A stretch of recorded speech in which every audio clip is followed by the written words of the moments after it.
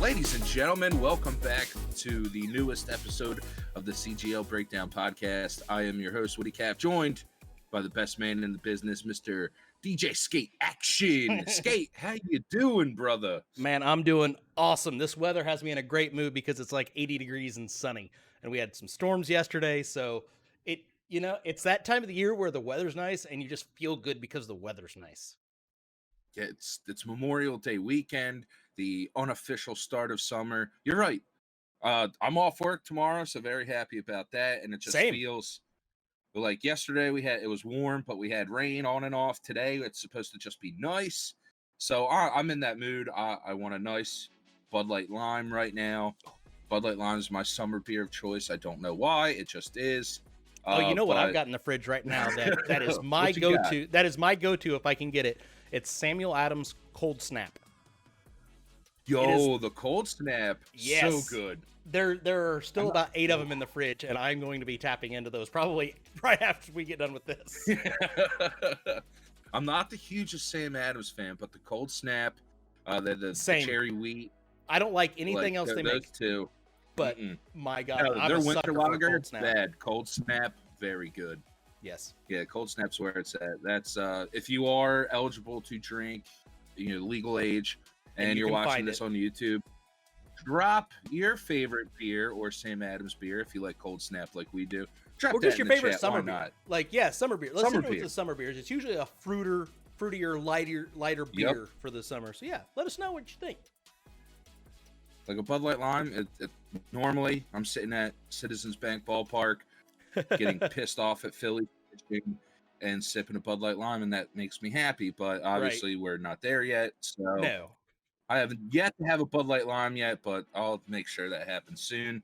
Yes, I'm pretty cheap. I don't mind.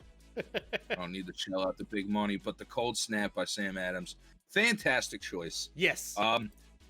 This will kind of be, I definitely think, our lightest show out of everyone that we've done so far. We'll test that when we're an hour and 10 minutes in.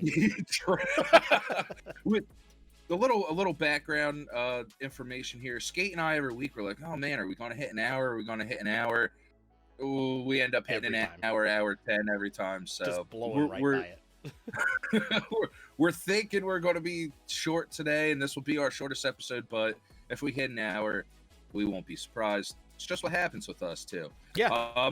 It was a little bit of a lighter week in CGL and gaming news. I don't have any gaming news that came out.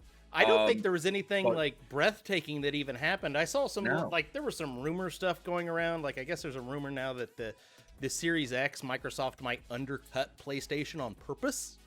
So that would be interesting to see, since it is Microsoft can run that loss leader platform style where they just need to get you in the door because you're going to be buying those games that you can play on any platform with that Play Anywhere feature that they've got. So you can play it on the Xbox One, you can play it on the Series X, you can play it on the PC. It's all included with that. So interesting strategy if Microsoft executes it. I'd be curious to see how that works. If it's $100 cheaper, I would see the sales of that go through the roof. I think you would see a lot of PlayStation folks jumping ship. Yeah, I think so too. That'd be phenomenal. I hope that happens. I'd love to save $100. Yeah. One little dabble or nugget of gaming news. Other than that, it's been a quiet week. Yeah, really quiet. You have the Mortal Kombat Aftermath pack coming out, I think, Tuesday. Still debating if I'm going to spend the $40 on that or not. We'll see. Yeah. There are maps. They brought back some maps, fan favorites of like Mortal Kombat 3, and you're getting 3 characters on the 26th. And then there's going to be 2 more after that to be announced. Yes. Okay. Yeah. It looks like it's a 5 character combo pack as well. 5 character pack. On Tuesday, you're getting Fusion, RoboCop, who actually looks badass. I can't wait to see it. I don't think I'm going to shell out for the combo pack just because I don't think I play it enough. But man, I can't wait to see that.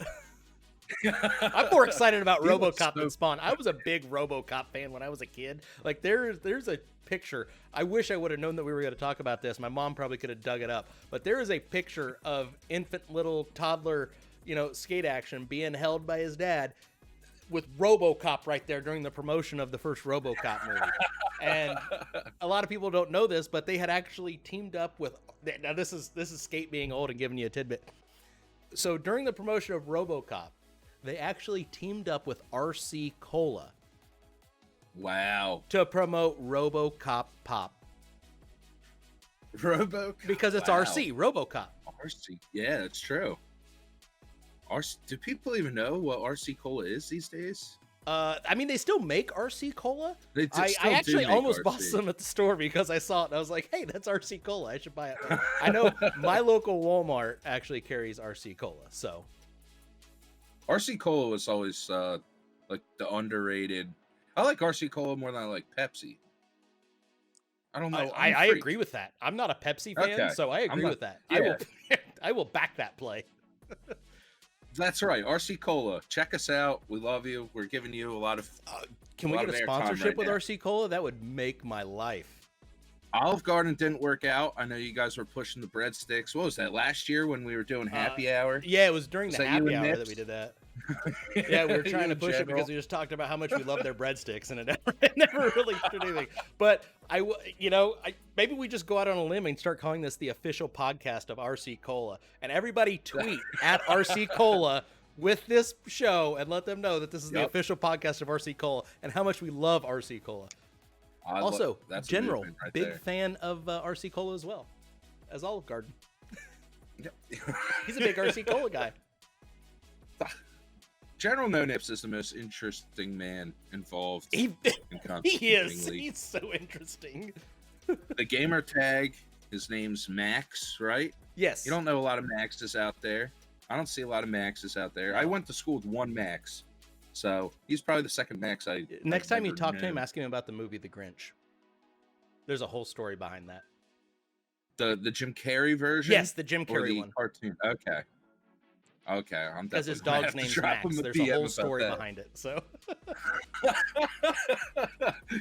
Oh, man. Okay. So I'm gonna have to drop. Yeah, you're gonna have to reach out. It's great stuff. I don't know if we ever talked about it on the happy hour or not, but it's a great story. Like, so you Grinch? Question mark. Oh man, that's absolutely phenomenal. So we're gonna tweet at RC Cola. We're going to find out this correlation between General and maybe his love for the Grinch or his hate for the Grinch. Yes, one of those two. One of the two. There's no in between. Nope. And it was honestly a light week for CGL. There was no Friday night Overwatch with Overwatch League having matches on Friday night. And, it's just legal responsibilities that you have to do. And you get a license with Blizzard, no big deal. The action for Overwatch League was great on Friday, and my Philadelphia Fusion rolled along yesterday. They picked their opponent and stomped them 3-1. Good job, boys. But yesterday, we did have our second Call of Duty Warzone event that took place. It was the same kill race format as the last event we had a month or so ago now. And it looks like here, 3 Big Uglies took first, which is a fantastic team name. And KRC, second place finish. They are that EU team that had the lead in the first event, and then the North American team came back up and caught them and took the lead and took over. So these dudes rolling hard right now. Second place finish, always great. They're pushing to get that top spot. So maybe in the next event, they will do so. And I think their new score on the screen here. I think their score is about the same as it was last time as well.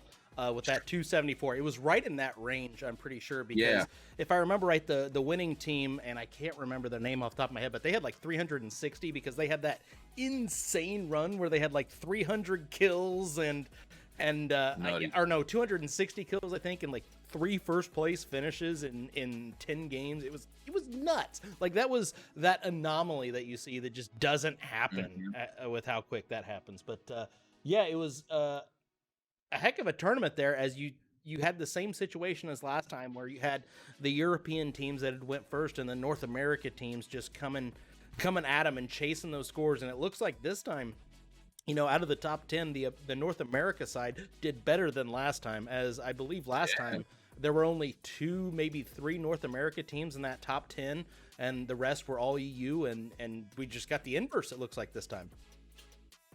Yeah, it looks like about 9 North American teams in that top 10 almost. That's incredible stuff from the North American side. You got a lot of teams and a lot of participation in this, which is great. Warzone just seems to be steadily growing, which is always phenomenal to see. You can do a lot with these battle royales and these battle royale style games, which is really cool.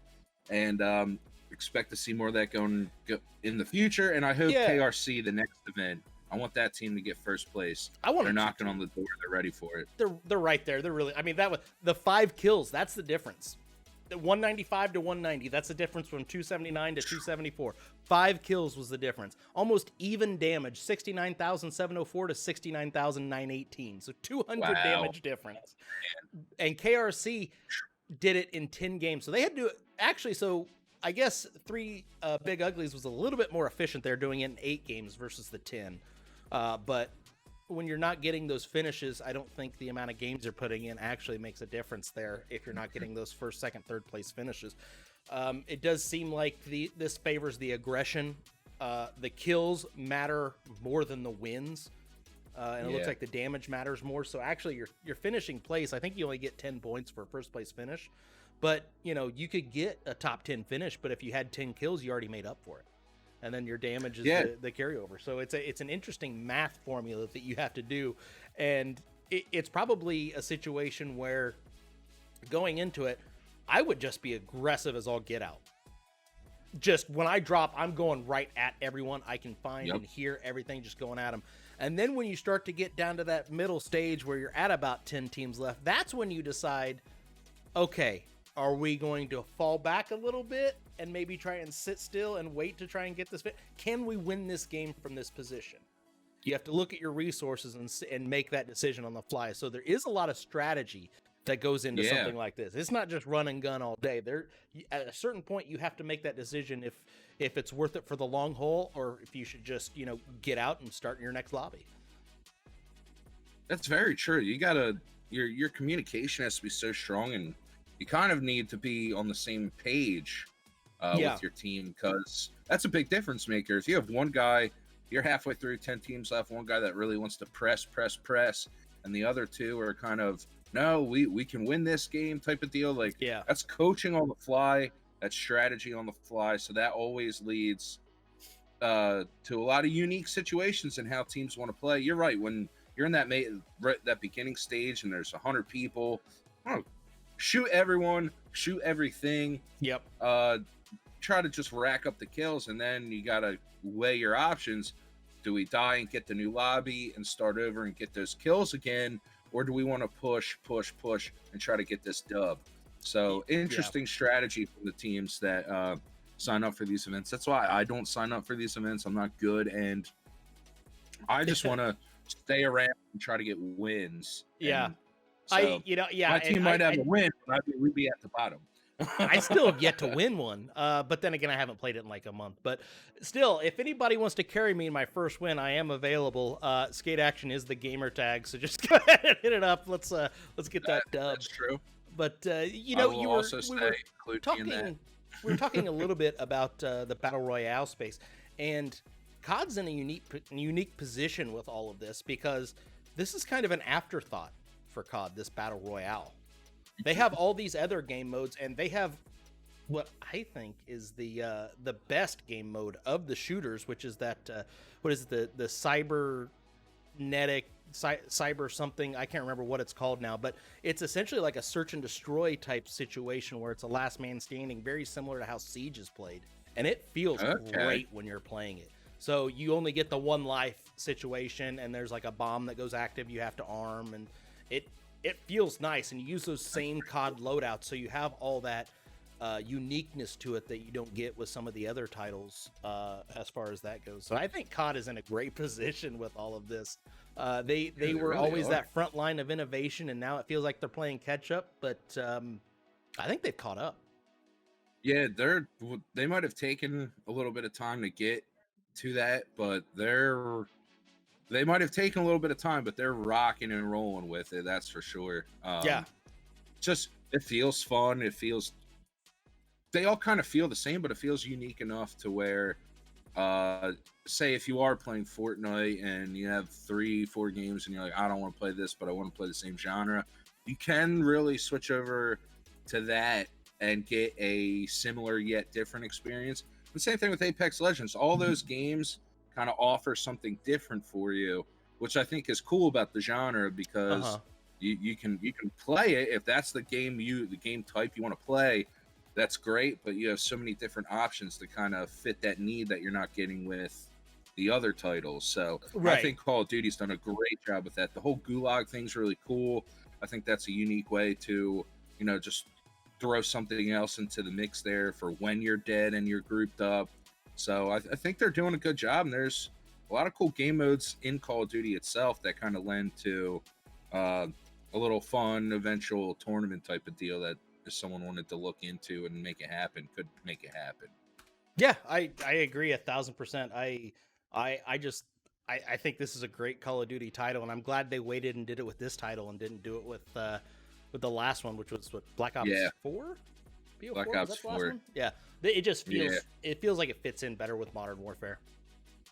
Yeah, without a doubt. So hats off Call of Duty, and hats off to the Big Uglies, 3 Big Uglies and KRC for getting first and second in the second CGL Warzone tournament. We'll definitely be looking to see more of those in the future. And let's go KRC. You got to get that dub next time. And the VOD, the video on demand, is already on the YouTube. Yeah. So go check that out. Catch the action there. Like I'll have to. I did not get to watch last night. So we'll definitely be checking that out on the YouTube channel. So go give that some views and hype that up, and share your friends to sign up next time. Why not? Yeah, tell them to give it a shot. It's free. It's free. There's no shame. You might win like $75. I think that's what the winner took, was half the pot. 75. Take it all. Somebody's got to win it. Yeah. Staying with the Battle Royale format here. Apex Legends, there's an event going on today. If you're watching this on the YouTube, this already has taken place. But we do want to say it's a $1,000 prize pool partnered with Team 301. And you see the lovely graphic there. The duo's 3-hour kill race, CGL and 301 coming together to bring this event to you. Happened today. I know this had a big turnout. If you looked at any of the social media posts. Oh yeah. So congratulations to all the team that signed up. Apex is really killing it. People are all about it. People are in there to get that money and get them kills. Mm-hmm. And I think the style that we're doing these battle royales in general is really cool. But I do want to mention that. Good luck to the teams out there today. And it's unique. It's not like where you can drop in at the same time and best team win out of that, whatever. But it's fun to watch and fun to see how later in the event, as you get closer to the end of your 3 hours, how much your strategy has to change, and all the teams jockeying for position. And you kind of need to keep an eye on where your opponents are and where you're at in that table to see what you need to do. Yeah, and it harkens back a little bit to what we were talking about with the Call of Duty thing, except all these teams will be playing at the same time, to my knowledge. I think you'll have NA and EU both playing at the same time, as it is a 1 p.m. Eastern start time. So about an hour as of real time when we're recording this from now, they will be kicking that off. So it's a different issue than the Warzone side, where you're playing at the same time, so you have to watch that leaderboard in real time, and your strategy may adjust depending on what you're doing. If you're in that kind of top 10% or so of teams, you may play a little bit more passive in the current game that you're in, whereas if you're farther behind, you may just decide to start to get aggressive. So it's a different style. And if you watch the last Apex event that we had, the New Dawn finals that we did, this is a different format. This is not head to head. This is every team at once. So this is just a big, massive pool of teams going at it. I don't know how many we're up to, but I know it's going to be a good turnout. I actually found some players outside of the CGL that are signing up to play in it. So that's awesome. Yeah, turning some new people onto the CGL. That's what we're here to do, get the name out. But $1,000, that's a lot of real money. $500 for first place if you get hot. That's a pretty good Sunday there. That's a good way to hit the middle of Memorial Day weekend with a nice fresh $500 right there. You know how many Bud Light Limes you can buy with that? Yeah, you can buy a lot of Bud Light Lime for $500. You can buy all the Bud Light Lime. Sure. All of them. Clear them out. Just call Budweiser up themselves and say, "I'm buying all your Bud Light Lime. Here's $500. Have at it." Yeah.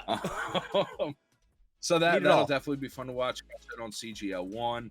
That'll be great. Apex always does a good job. Is Corbeck on that cast? Corbeck is on the cast. I mean, we can't do a cast without Corbeck. He was on Warzone last night with Sultan. I know he's doing Apex today. I don't know who is with him on Apex today.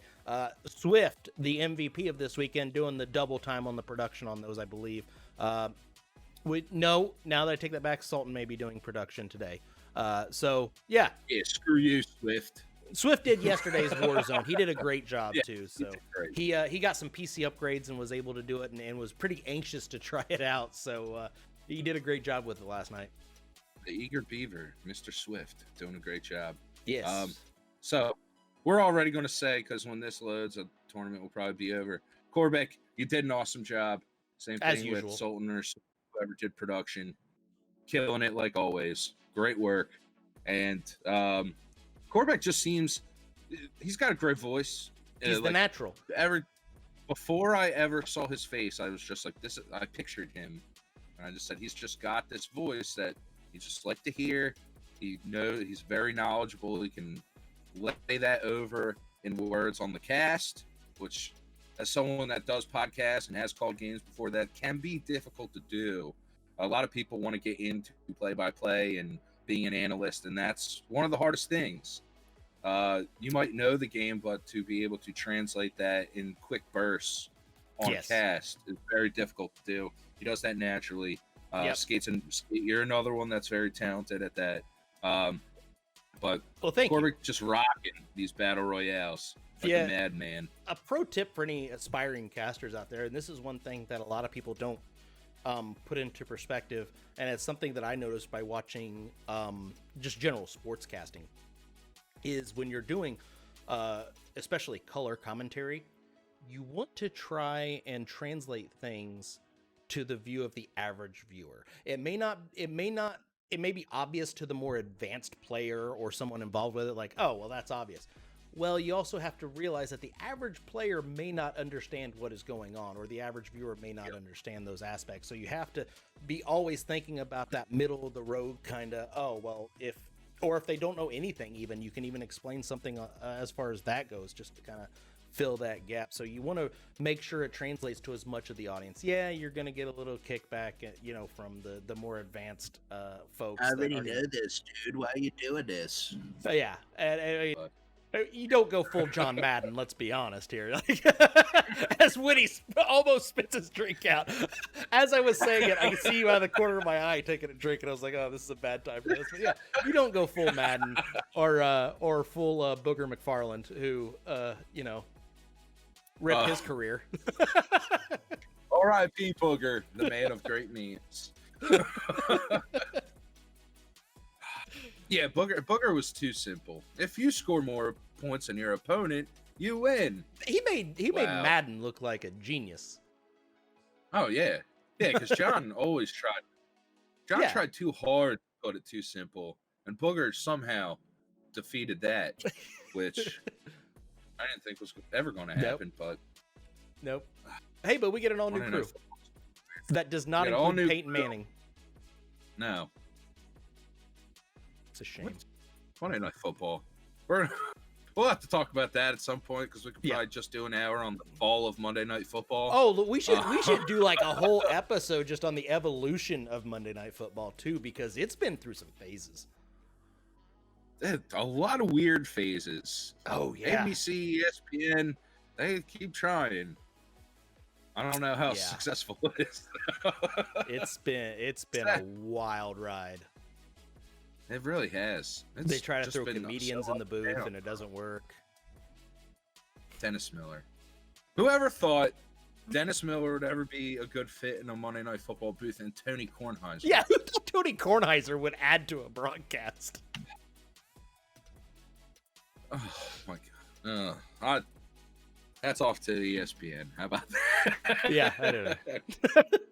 One thing, there is one thing that we've never tried to jam Tony Kornheiser into. And that is CGL Overwatch. Yet? Today, yet. Tony, I know part of the interruption's probably not as popular as it used to be. If you want to get involved, holla at your boy.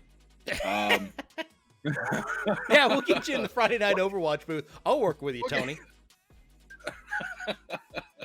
We got to get Tony Kornheiser in the booth here. Oh my God! Could you imagine if we got Tony Kornheiser to come? What's he doing right now, anyways? Like, I don't know. I don't watch any of like the PTI or Around the Horn anymore. Like, the show hasn't changed in 10 years, so I know what they're doing. But are they still doing that? Are they doing it remote? Are these guys just sitting around? Like, there's no sports to talk about. No, I watched 2 minutes of Around the Horn Friday evening, and they were all no format change, but they were all at home. He's still hitting the joysticks with points. I think so. I don't know what he's doing at home. I know Tony Reale has this really ugly like brick wall that he's sitting in front of, and it's Woody Page still had his chalkboard with. Is it worse than the AJ Hawk green screen? Ooh, no, it's not worse than that. That's the worst thing I've ever seen. It's the AJ Hawk green screen. Oh my God, that was terrible. You got to look at things before you. It's not hard to do this stuff, people. Like, it's not hard. I bought all this stuff on Amazon in like 6 hours. Yeah, like I literally took it to Final Combat to do streaming from, which that's a whole other. But yeah, it literally fits like in a duffel bag. All of this. This stuff is not. Come on, and no, it's not hard. You gotta put a little bit of effort, and that's it. You can do it. That's all it takes. If you have the money, you can do it. You don't even need to have the money, and you can do it. It really doesn't cost much either. No. And we digress. We Overwatch. are appalled at some of these things. Overwatch. Today is the last day of the final week of the regular season. A lot of spots are sealed up, but looking at tier 2 and tier 3 again, like we will here. Still. Look, it looks like Saga Genesis right now has that last spot for right now. For right now, and I know this doesn't play this won't play well on the podcast. This is very visual, so you may want to go check the YouTube for this after the fact, because we did find out through tier 3 general chat that we do have some people that listen on the podcast. So hats off and thank you for being the listener. And I was going to write the name down and give him a shout out. I don't know if you can pull that up, Witty. Maybe look that up while we're doing this. But I forget the username now. Anyways, what we're looking at right now is tier 2 division 1 playoff standings on the screen. As you see, Witty talked about Saga Genesis being in there. Saga Genesis and Pyro both play this evening. So as you're hearing this, they will have already started their games. One of them may even be finished at that point. Saga Genesis plays GC Storm, which you see up there in that the fourth slot for tier 2. They play at 7:00 tonight in a game that I don't think is going to be broadcast, but if you kind of keep an ear on some of those general channels, you can probably figure out who's winning and who's losing at any point.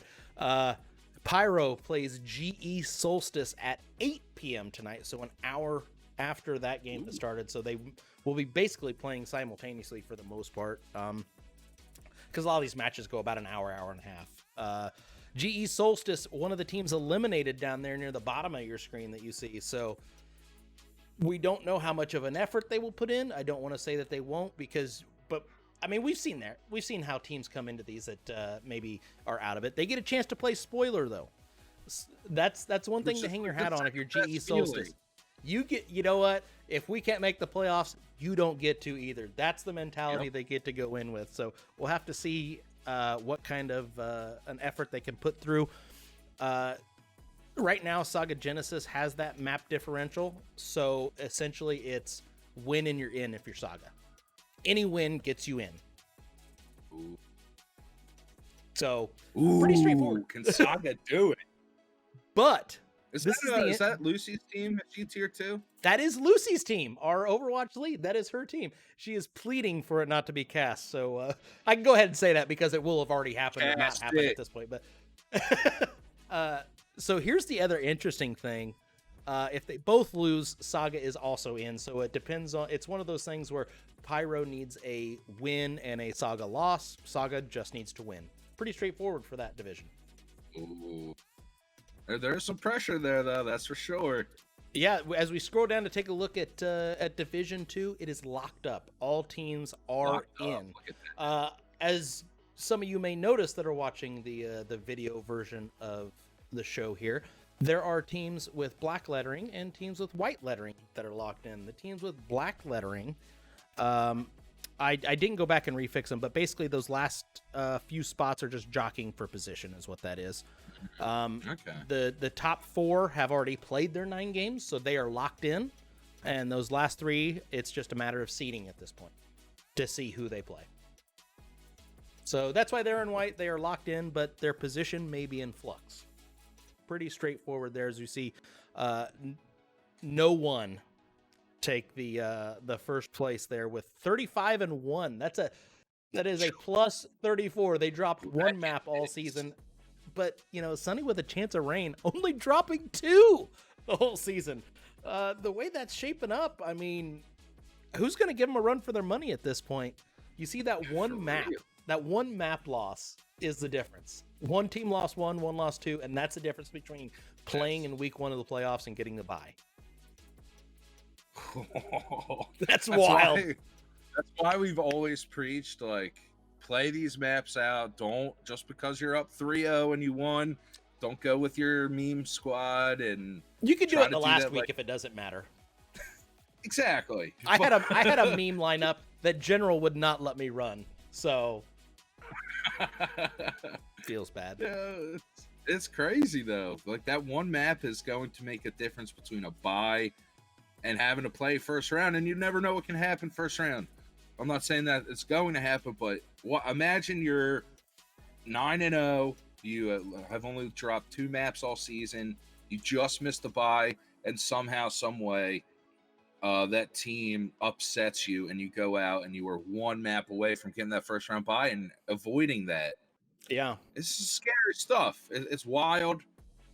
So next, there's a week off, and then going to the playoffs, just so everyone that's listening and watching, and I'm sure the players know, but just a reminder, there's a week off for you to get your availabilities. If you're the captain, make sure you're ready to go, coordinate with your opponent when the matchups and everything gets finalized. And next week we'll definitely have to go in depth and break down some of these matchups and announce to everyone what's going on, because this is the big money time. This is where the stars shine bright. These are where stars become superstars. So very excited for this. And I do want to say, I went back and looked in the T3 general chat. It was our boy, our man, our woman, our girl, person, I don't know, Slang 12 from OFA Brandwin that was hyping up the breakdown in the T3 general chat. So special shout out there. Absolutely. Awesome. Thank you very much for listening. Our number 1 fan. You're awesome. Number 1 fan. If we ever get merch for the show, you'll get a shirt. Absolutely. How about that? I don't know that'll ever happen, but if it gets there, you definitely get one. You let us know first that you are one of them that listen. Let us know if you guys are listening. Tell us about a segment that you listened to and you really liked, or you didn't, or even if you didn't like it, even better. We hate our faces. Let us have the criticism. We got broad shoulders. We can take it. We're big boys. Exactly.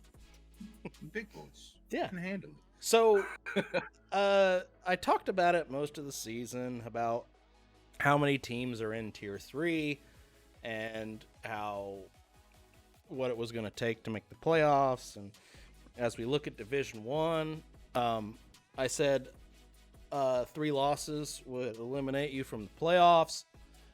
And if you take a look here on your screen, there was a team that decided to prove me wrong. That's the Saga Fighting Dick Dicks. For those of you that don't know, I am the captain of the Saga Fighting Dick Dicks. He proved himself wrong. How about that? How meta is that? I just proved myself wrong.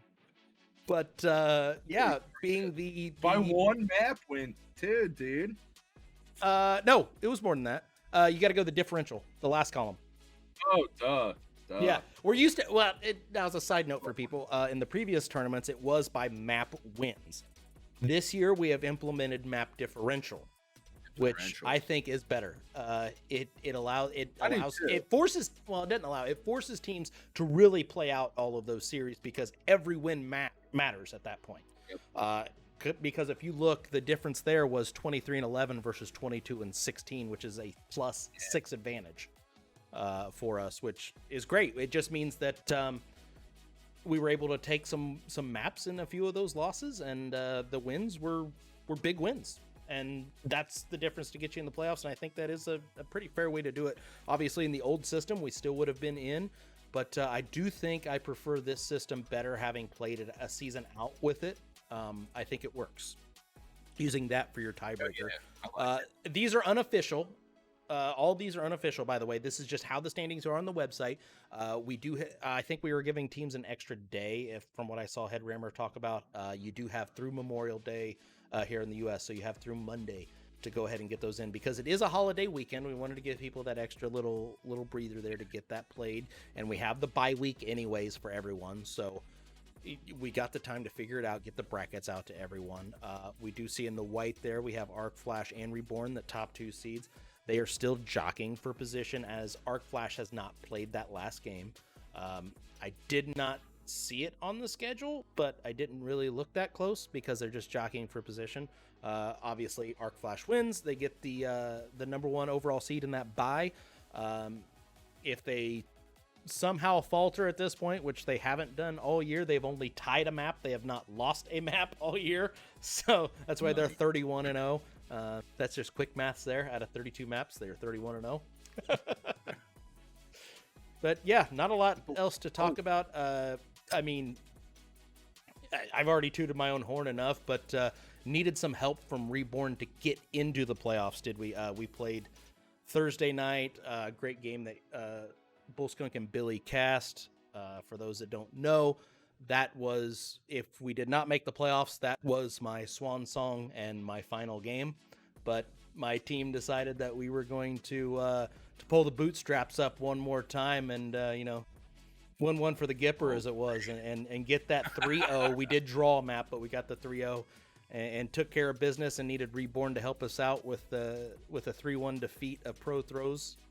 I believe Friday night is when that happened. We didn't do Friday Night Overwatch, and I almost picked up and cast that game, but I thought better of it. We'll just let it play out, as it were. But yeah, I guess the grand prize and all of that is, if the standings hold as they look to now, I'll get to play Reborn again. A team that beat us, so I just get to play one extra week. So we'll scroll down here. Division 2, still a little bit left to work out. I went ahead and left everybody that looked mathematically alive to me in there, and I did get a note of who everybody plays and which games have been scheduled. So this is not going to play well on the audio, but none of this probably has at this point. Yeah, I mean, let's be honest. It's very visual. There's color coding and all kinds of things that you can't really follow on the audible version. But Division 2 here, we have the top 4 locked in at where they are. I'm sorry, not locked in at where they are, locked into the playoffs. OFA Brandwin, who we were talking about with our biggest fan on the team, they are in the playoffs, so they'll be there next week. So hats off to you guys for making the playoffs. The position still in check there, as they still have one game to be played. I didn't even look theirs up because I had already marked them green that they were mathematically in, and didn't look up who they play. So they are still jockeying for those last few positions with some of these teams that are in the yellow. There are 5 teams that are not locked in fighting for 3 spots right now. And there are scenarios because of how Descendants is sitting right now at only the 7 map differential. Title RTC behind them has more maps, but they're a loss behind. So depending on how some of these games shake out and if they get played or forfeits, it plays in big. A forfeit would be huge here. So I would love to see all these games actually get played out, but you can only do so much when contacting these teams. So in the yellow there, Tier 3 Owl, they're in the best spot. They're in the catbird seat. They play Hunters Gaming, which is a 2-6 team down there near the bottom. I think they're actually off the screen here. I can't scroll down anymore because there's no more cells left on the sheet. So you can't scroll down any farther, is basically how that works out. Let's see if I can. There we go. I'll just add a couple. Oh, we did it. Oh, no, they're still not on there. I guess they're that far down. Wow. I didn't realize the sheet went down that far. A lot of teams down there on that bottom half, but a few that got cut out. It looks like it's cutting off the bottom 4 is what it looks like. So Descendants Tier 3 plays Tribulation Tier 3 tonight at 9 p.m. So just after this show airs, that match will be going on. I don't know if anybody's going to pick it up. I tried to urge the stream team to try and pick this one up because you see Tribulation is that bottom team in yellow on the outside looking in. So Descendants and Tribulation both play each other. Now, if someone from Tribulation is watching this and you haven't played your map yet, in the notes, when you guys scheduled the game, you noted that you needed a 4-0 to get in, or whoever scheduled it noted that Tribulation needs a 4-0 to get in. That is not true. You can get in without a 4-0. You can get in with a win because you will then leapfrog Descendants. You would need a tardigrade to actually have a less of a map differential, I think, at that point. But you can get in without a 4-0. So if for some reason you drop that first map, play it out. The 3-1 can get you in. You need help, but the 3-1 can get you in at that point. So it should be a good one. That's the match of the week to me. Like that's like winner gets in type situation there. Descendants, it's real easy for you guys. You win and you're in. It doesn't get much simpler than that. Title RTC plays Thug Muffins at some point, a game yet to be scheduled. And then GE Tardigrade there, the last team on the outside looking in, an identical record to Tribulation. So those two teams are identical. They played No Sympathy Legion Monday at 8 p.m. So that's one that actually had to get scheduled on Monday. So we'll have to see what happens there. Probably I would guess a high likelihood that somebody picks that up to stream it on Monday, since there aren't a lot of them there, and most everybody has the day off. You enjoy, the Memorial Day festivities during the day, but by the evening you're already winding down. So I would look for that game to get picked up on Monday. That Division 2 wide open. You're right. There's a lot of options. If you're looking at this visual, any of the team, if you're a yellow team, win that game. There's 2 maps. Really, T3 Al with the 14 map differential. No one's going to catch them in one game. But, oh man, there's a lot of teams here. Yeah, that could either leap position, or these two, like GE Tardigrade or Tribulation, could hop in and 2 of them fall out. So. Man, big games here. Oh, we could have a potential tie. You really could. If Tribulation wins like 3-1 and Tardigrade wins 3-1, we have a play-in game. I think we've had a play-in game like every year. Haven't we had a play-in every season? There may be some in other tiers. I didn't break down the other tiers. This is the one I wanted to show people because of how they are on the website. The same thing as last week. Yeah. It's hard to see because you don't know the differentials and divisions. So I actually have to pull them out and assign divisions and then resort all the records by division. But all the other seeds, you can go on the CGO website, consolegamingleague.com, go to the Overwatch section. All the standings are there. The playoff announcement is in the announcements where you can see how many teams make it. There's probably a few other tiers where there may be those type of playoff situations where we have a play-in game. I haven't looked that close. Like I said, we got 24 tiers or something. I don't know how many tiers we're up to now. Too many for me to keep track of. What? It's just grown. It's just grown so much. It's too much. It's massive. It really is. These are the big tiers. These are the ones we were covering. Yeah. Those 2 are definitely the ones with especially you're right with the different divisions. Yeah. You got to pull it apart and like break it down, and look at it on their own. Each division has their own. It's tier 2 and tier 3 going to be exciting stuff for the playoffs.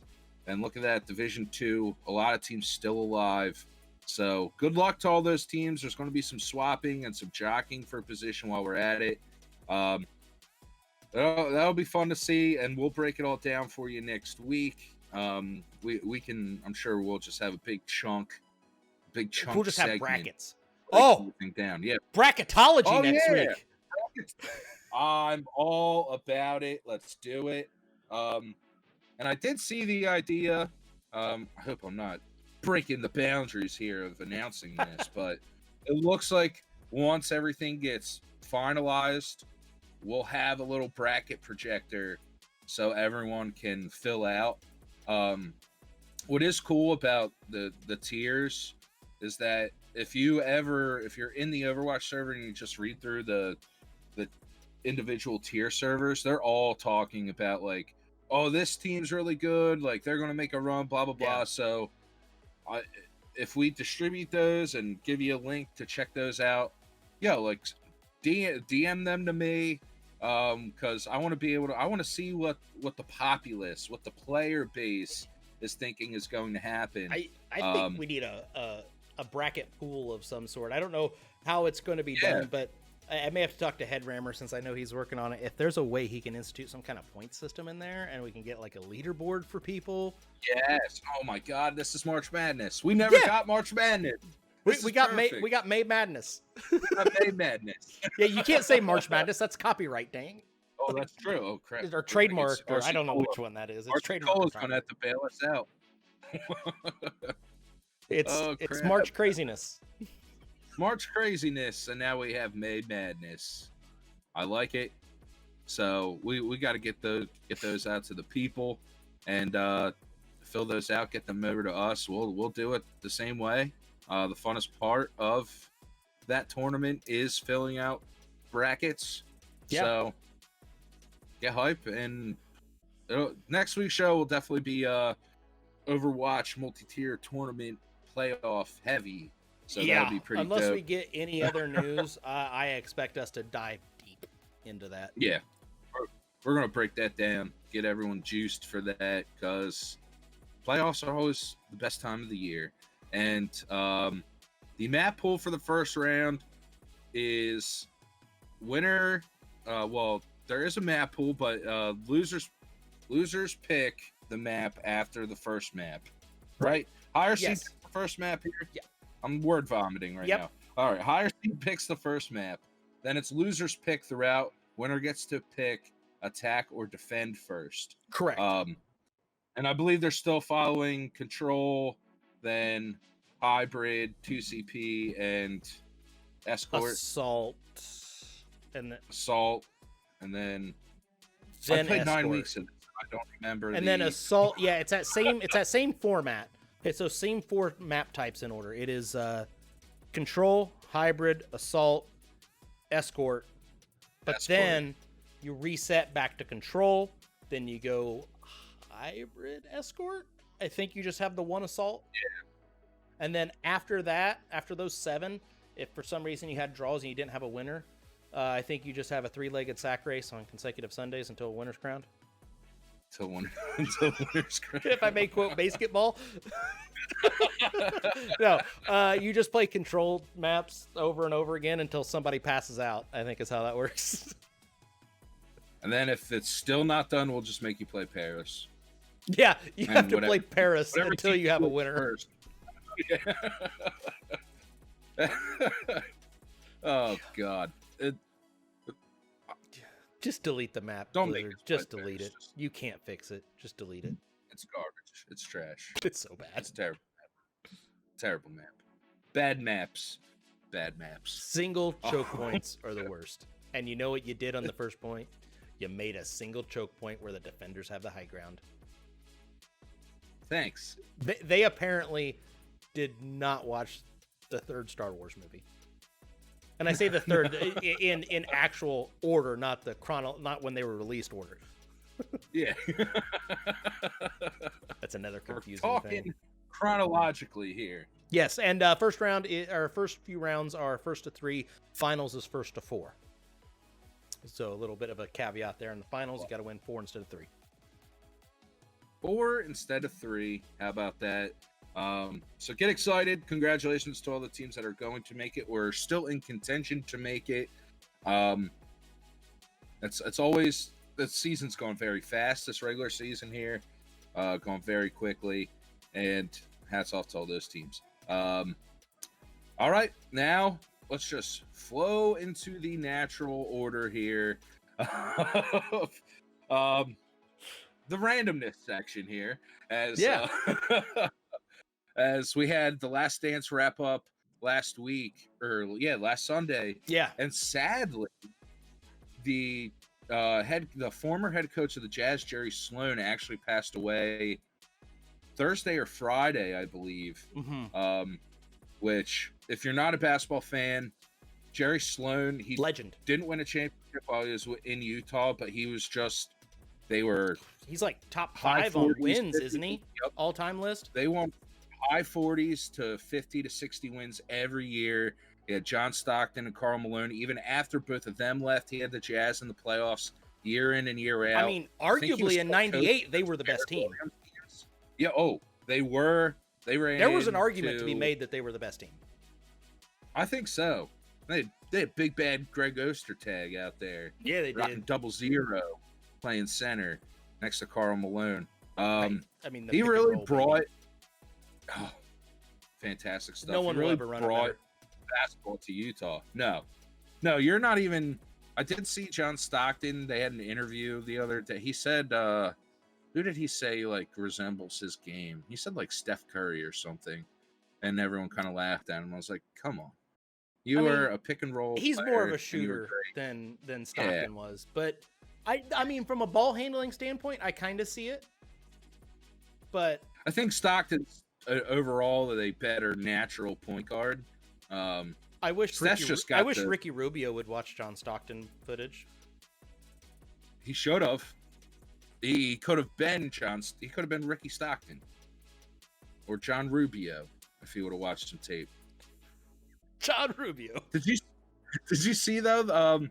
I don't know if it was ESPN, but they were putting out like all the teams like best starting fives.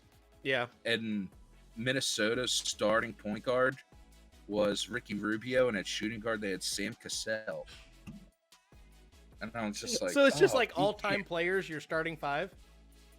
Yep. Yeah. Oh, I gotta check this out because I want to see who they put in for my boys. I didn't see who they had for the Pacers. I know the Sixers starting 5 of all time. Like, I think 3 of them. Great. I think 3 of the Pacers players that you have in that starting 5 were in the dock Sunday, because I don't know who you put above. Sure. I think you gotta unless they had Mark Jackson on the Knicks. I guess it depends on where Mark Jackson falls.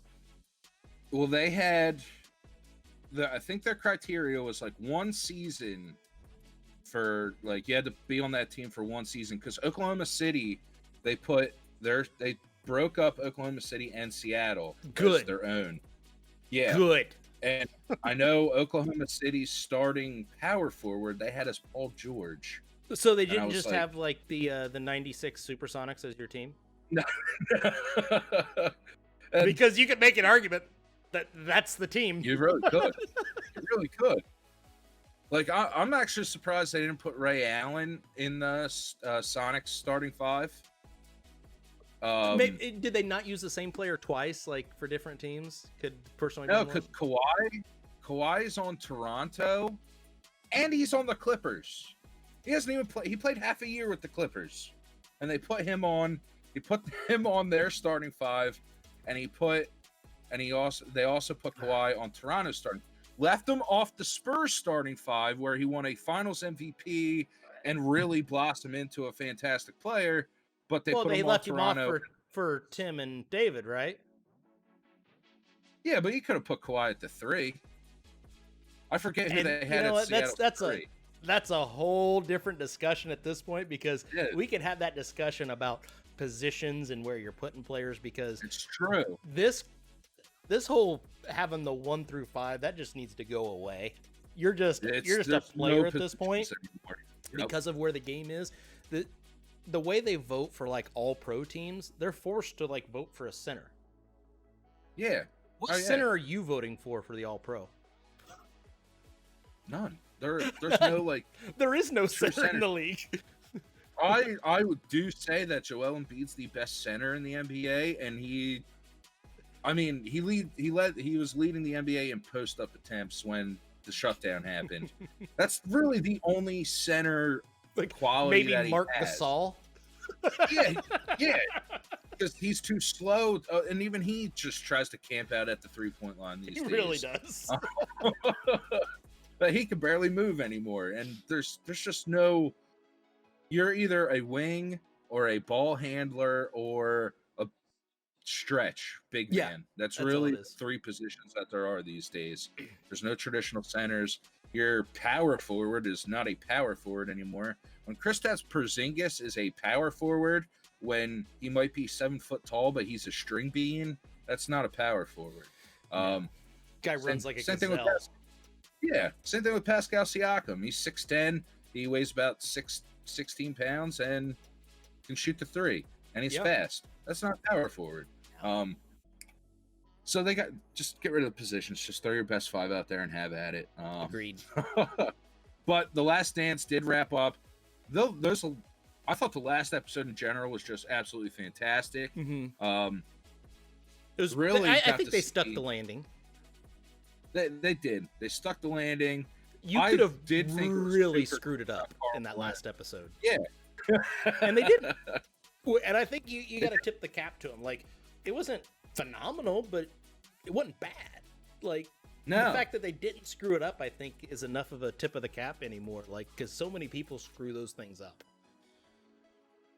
Almost every documentary that you see, it like starts out slow, then you get the build, you get the build, you get the build. You can't wait for how it's going to wrap up, and then it ends and it does.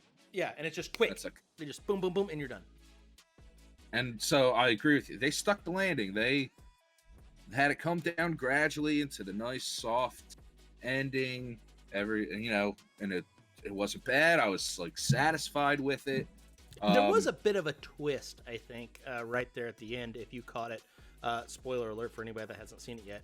But when Phil Jackson acknowledged that he was offered another 1-year contract at the end, I had no idea that happened or that was coming. That I think they kept that under wraps. Like, this is the bombshell at the end that we're going to drop. Oh, yeah. And then they showed it to Michael, and Michael was kind of taken aback by it. Like, he didn't know how to react, I think, at first.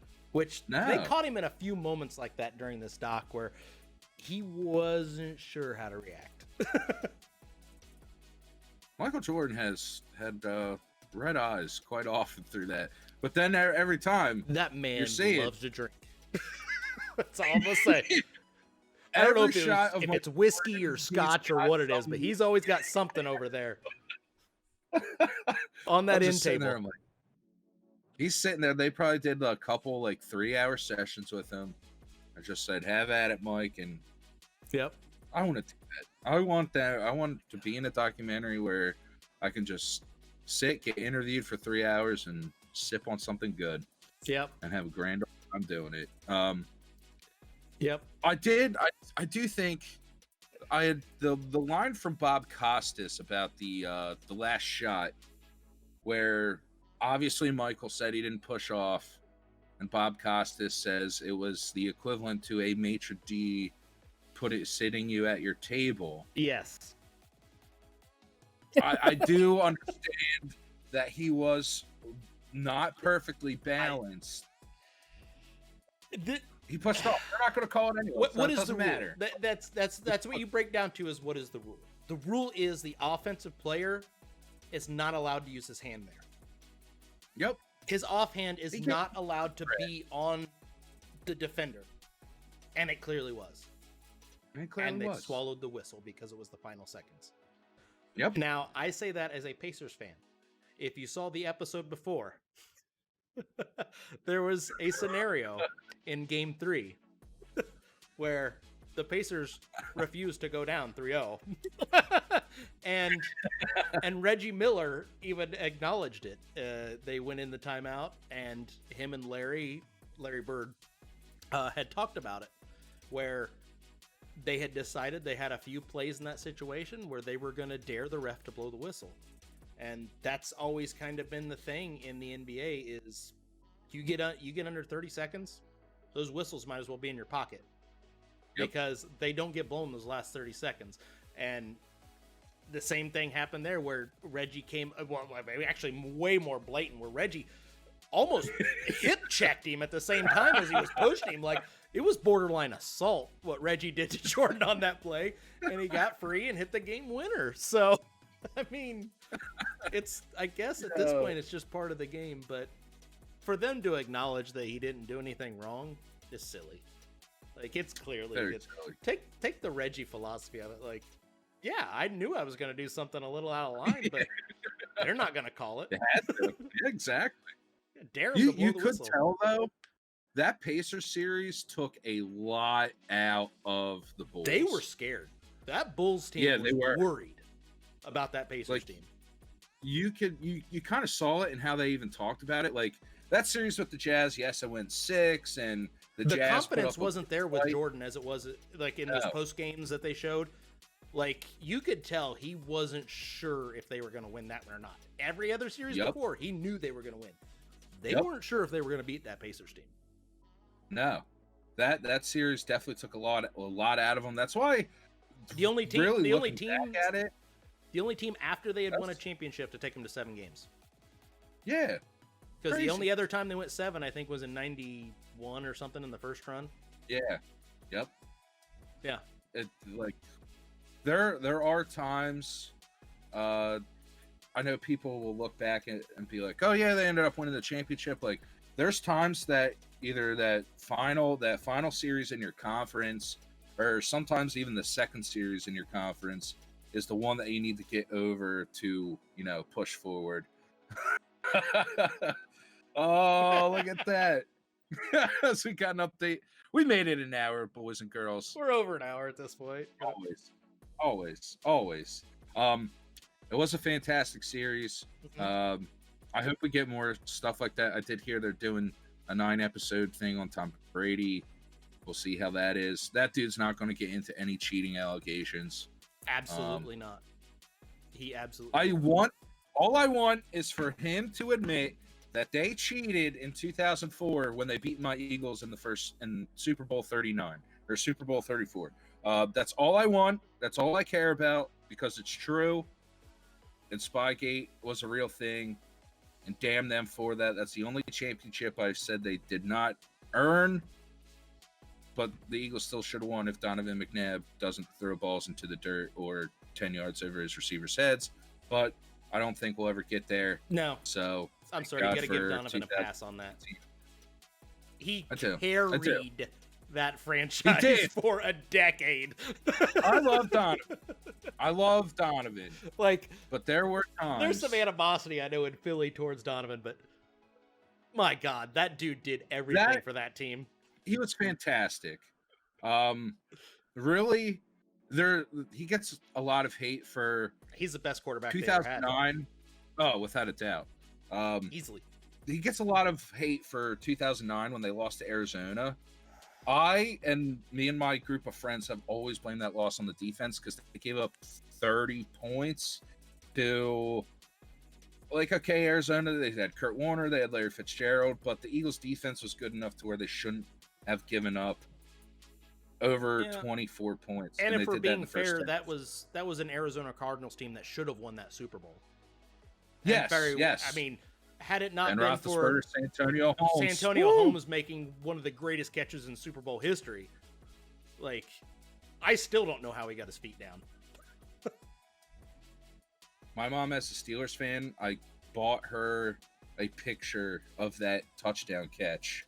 I want to see where it is ground, to where his feet are, the angle, because it's got to be 80 degrees. It's got to be 80 degrees. Oh yeah. You can't even, in this picture that I bought that's blown up, you can't even tell. That's how close it was. they needed a better camera lens. Yeah. They probably needed a 4K camera lens. Oh man, imagine if they had the pylon cams Ooh. they have now for that. That would have been perfect. That would have been perfect. It was like 10 years ago. I was a freshman in college in that Super Bowl. Oh! No, I lost so much money on that game. Oh, I was smart. I didn't bet back then. I had the Cardinals money line in the under. Oh no! Guess what? Both missed with that last touchdown. Because they were out, they had everything was locked up. I was like, oh, they just stop them here, and they're up 4, so the 3 doesn't change anything. We're good. Good. We're up 4. We're good. Nope. Antonio Holmes said, "Nah, not skate, not today." Yeah, that was a rough one.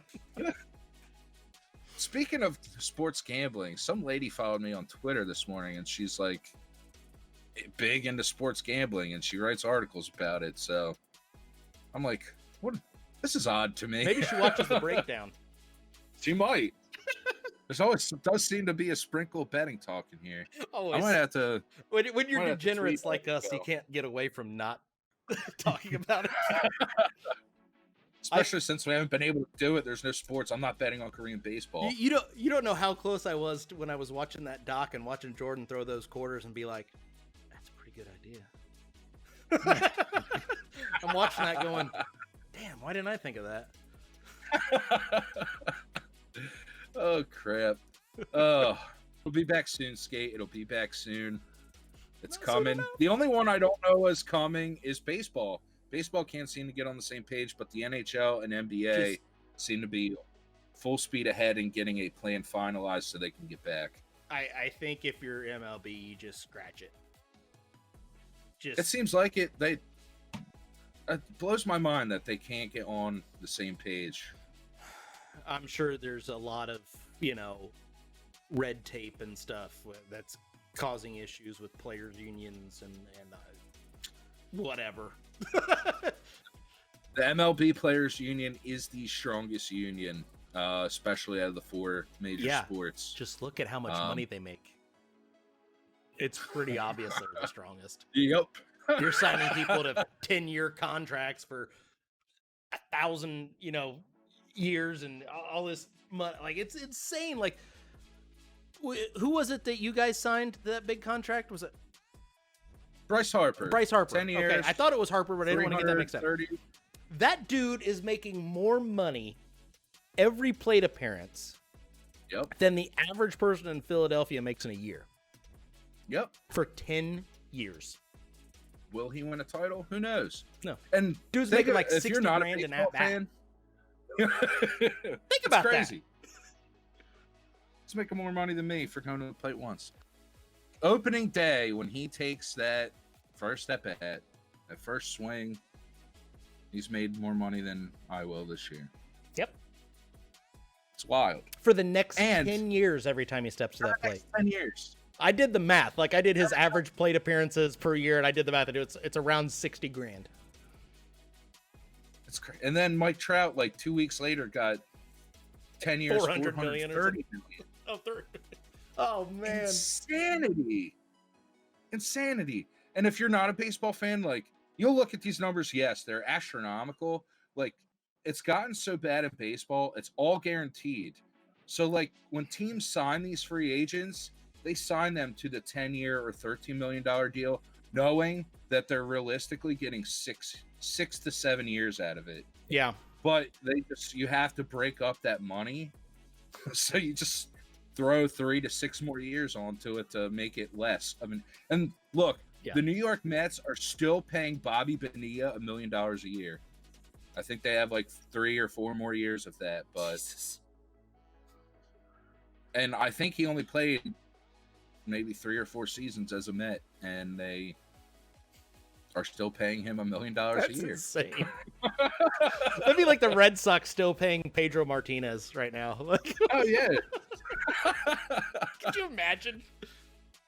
Manny Ramirez still cashing those checks. Oh my god. I don't know. We've went down a rabbit hole. We really have. Let's cut it there. All Just right. Remember, kids, Bobby Bonilla is making $1 million a year and hasn't played baseball in like 20 years. It's fair. Good life. Yeah, I think he played in the Subway Series. Yeah, that might have been his last hurrah, as they call it. Was that 03? Oh man, New York Mets, great ownership. Yeah, I'm interested in signing if you guys need. I can back cleanup. Yeah, right. Drag Bobby's ass out there. Hey, pay me league minimum. I'll get hit by pitches. I don't care. I'll be the backup catcher. Yeah. I don't care. Whatever you need. Absolutely. Have at it. Do remember to follow Console Gaming League and this show on Twitter, on Facebook, Instagram, YouTube, wherever. The socials be popping, as the kids say. And give this show, if you're on YouTube or anywhere you listen to podcasts, especially Spotify, that's the big daddy right there. Yeah. Give us a like, give us a comment. We didn't get that Joe Rogan money though. No, we're coming for Joe Rogan. Yeah. Now that we're on Spotify, we're calling you out, Joe Rogan. We're coming, Joe. We were here first. Damn you, Joe Rogan. Go do Fear Factor again, you crumb. I actually like Joe. He's a cool dude. See that guy? Did you see that video of him throwing kicks at the kicking machine? No. Dude kicks like an ox. Who would have thought the man that was running Fear Factor and then you mean the guy from News Radio? UFC. Yeah, true. He was. What? Yeah. What a climb. He was there. Joe Rogan, what a climb. The guy that backfilled News Radio, and it's like, I think it was just the final season. Oh my God. Now he's kicking like an ox and having a podcast and UFC commentator. What a life. He is the McCree of broadcasting. Yeah. He really just don't want to mess with Joe Rogan. No. As we call him out. As we call him out. We'll drink some RC Cola. Go on his podcast and have a good time. Breakdown brought to you by RC Cola. By RC Cola. It's delicious. It's so delicious you forgot it existed. Yep. But it's better than Pepsi. Yep. Oh. Skate. Yep. It's always fun, my brother. Thank you to everyone that's going to check this out on YouTube or the podcast version. Thank you for the continued support. And thank you, Tier 3 Overwatch, for letting us know we have some fans of the show in the Overwatch server. Absolutely. For the man, for the myth, for the legend, Mr. Skate. Action. Enjoy your Memorial Day weekend, everybody. I'm Witty Calf. We'll be back next week. Thank you very much, sir. Enjoy the cold snaps. Let's have at it. We'll be back next week for the breakdown. We are out. Have a good week.